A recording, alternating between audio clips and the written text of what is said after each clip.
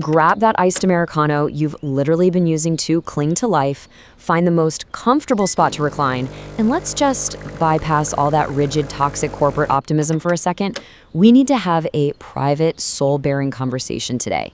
Because look, whether you're a fresh graduate who's just been battered by reality or a seasoned corporate hostage who thinks about throwing your resignation at your boss every single morning, you've probably noticed it, right? There is this heavy, inescapable fog of collective existential dread just settling over our digital spaces. In this explainer, we're going to visually unpack exactly why you're feeling this way and, more importantly, how to survive it. Honestly, this raw sentiment is echoing everywhere right now. People are out there saying, why bother when a home is mathematically impossible? I might as well practice high-end detachment. I mean, they're working until their souls literally leave their bodies, and their paycheck still barely covers rent. So they're saying, left on red, digital exile, don't find me. I just want to exist as a quiet potato. And let me ask you, do you honestly believe this is just some symptom of a fragile generation that lacks resilience? No way. You could be more wrong. This is absolutely not your personal failure. Which brings us to the 2026 collective burnout and the cosmic orchestrator behind it all. As someone who deeply believes a living soul shouldn't be choked out by rigid circumstances, I have to tell you with the utmost empathy, this whole phenomenon, it's actually the work of a grand orchestrator. You see, within the celestial map of Imperial astrology, or Ziwei Doshu, when major cosmic cycles intersect, the gears of fate either span with violent velocity or they grind to a massive, jarring halt. And the year 2026? It delivers this deeply fractured, dual-natured psychological blow. On one side, you've got the gas pedal. Tian Tong, the star of comfort, transforms into Lu or prosperity. It's practically begging you toward elegance, enjoyment, and this cozy, low-stakes lifestyle. But on the flip side, we have the brakes. Lian Zhen, the star of ambition, transforms into Ji, which means restriction. It acts like this draconian warden. Just imagine having one foot slammed firmly on the accelerator, your inner voice is whispering about beautiful vacations and self-care, while your other foot violently stops on the brakes. You're completely stuck in place. The engine is roaring, the tires are smoking, but you are going absolutely nowhere. And that is exactly what creates this cosmic dual-pedal gridlock we're all feeling. This profound internal friction is an absolute clash against our primal drives. First, let's look at Tiantong, the quintessential blessed child archetype. Ancient classical texts describe this as a gentle water element that just completely rejects cutthroat social Darwinism. It has brilliant intellect, sure, but absolutely zero predatory instinct. And as it gets hit with that prosperity current in 2026, our subconscious desire for leisure just expands exponentially. Out of nowhere, we crave aesthetic afternoon teas, really high-quality home decor, or just sudden escapes to go see the cherry blossoms, rather than grinding out more KPIs. Basically, we want out of the machine. But of course, the cold mechanisms of the economy completely rebel against that desire. Enter our antagonist, Lian Zhen, the warden star of ambition and systemic order. The classical texts even give it these fierce physical descriptors: a broad brow, a wide mouth, a horizontal face. Normally, this star is a towering skyscraper of unyielding pride and systemic authority. It's the ultimate disruptor. If a system is broken, Lian Zhen is the human bulldozer that crushes the old framework.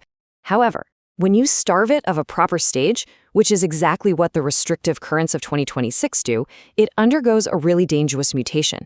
It turns into the prisoner turning into the executioner. Imagine a brilliant strategist forced into a stagnant peripheral department, just buried under meaningless bureaucratic paperwork. Your proud spirit is basically left to decay in a damp corner. It is the incredibly suffocating feeling of modern systemic surveillance. You know the vibe, the endless compliance reports, the passive-aggressive corporate emails where literally every sentence is a hidden blame. And this exact gridlock leads to severe psychological volatility. Suddenly, your life trajectory entirely resists mapping. You might wake up and enthusiastically plan this massive career transition, only to see one irritating social media post the next morning and experience an absolute emotional collapse. You start deleting accounts, blocking contacts, just sinking into the black waters of digital isolation.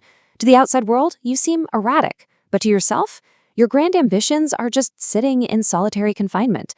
When every single attempt to disrupt hits a solid concrete wall, the most sophisticated defense mechanism is to just elegantly lie flat. And it doesn't stop there. We are looking at a mind and society completely under siege. Because this cosmic lockdown doesn't just stay at the office, it fully infiltrates our internal sanctuary. Let's look at how this builds up in the house of spirit, or fudegon. This is the secret garden of your psyche. It governs your emotional resilience. Now, before a major cosmic restriction, all souls are basically equal. But because Lianzan carries this intense captive energy, its restriction here absolutely imprisons your internal freedom. You might try to just go out and enjoy a weekend boba tea, but your brain starts behaving like a swarm of mosquitoes, buzzing with relentless, intrusive thoughts about rent and corporate politics.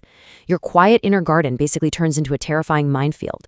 And it gets drastically deeper if this sector happens to intersect with the cosmic twin voids, Dkong or Dg. The ancient texts describe this so beautifully. They say, when the house of spirit encounters the void, all frantic movement yields no strength. I mean, what a raw, unbelievably accurate portrait of modern clinical burnout. It is the absolute paralysis of the body and the complete vacancy of the soul. You stare at a mountain of tasks and you don't even feel angry anymore. You just feel a bottomless void. Listen, if you feel this, do not force performative socializing this year. Forcing output from a completely depleted battery is only going to cause a catastrophic short circuit. Now, this crisis also bleeds outwardly into the house of external relations. Ancient texts describe a broken external house with some pretty terrifying warnings, but watch how perfectly they map to today. Legal banishment manifests now as being systematically sidelined and corporate gaslighting. Isolation on long journeys becomes this deep structural loneliness, like having thousands of contacts but no one to actually share an unedited, real conversation with. And an untimely end in foreign lands translates directly into modern digital cancellation, where one innocent joke gets screenshotted and utterly weaponized against you. So the crucial takeaway here is this. When your external interface is systematically battered, pulling back is an instinct. It's totally natural. You mute the work chats, you hide your profile, you literally feel physical revulsion looking at your manager's icon. You start declining gatherings because you just don't have the stomach for performative life updates anymore. This severe social regression, this digital exile, is not cowardice. Let me repeat that. It is absolutely not cowardice. It is a highly logical, completely vital act of psychological self-preservation. You are simply pulling down the iron shutters against systemic friction. But before we talk about how to actually survive this, here's a very practical Thai-sweet astrological rule of thumb to keep in your back pocket. If you are in the resilient or rebound group, meaning you were born in the Ding, Ji, Jia, or Gui years, you're actually positioned to find some hidden opportunities within this chaos. But if you fall into the high-risk group, your mandate is to strictly lay low. You absolutely must hibernate, avoid massive risky transitions, and just protect yourself from heavy losses. All right, let's get into the 70% blueprint to survive all of this. Fortunately, we absolutely refuse to view destiny as some unalterable prison sentence. Metaphysics is really just a map of the weather patterns, right? How you choose to navigate the storm is your own masterpiece. And there is a profoundly gentle piece of ancient wisdom that serves as our ultimate survival guide here. In all matters, seek only 70% fulfillment. In a year where your core drive is so intensely restricted, we are going to treat this philosophy as an elegant, high art form of self-preservation. Let's break this down into 3 deliberate steps you can weave right into your daily existence. So here is the roadmap. Step 1, dismantle perfectionism and embrace strategic underachievement. Step 2, weaponize the humble energy of the blessed child. And step 3, reframe digital exile as psychological crop rotation.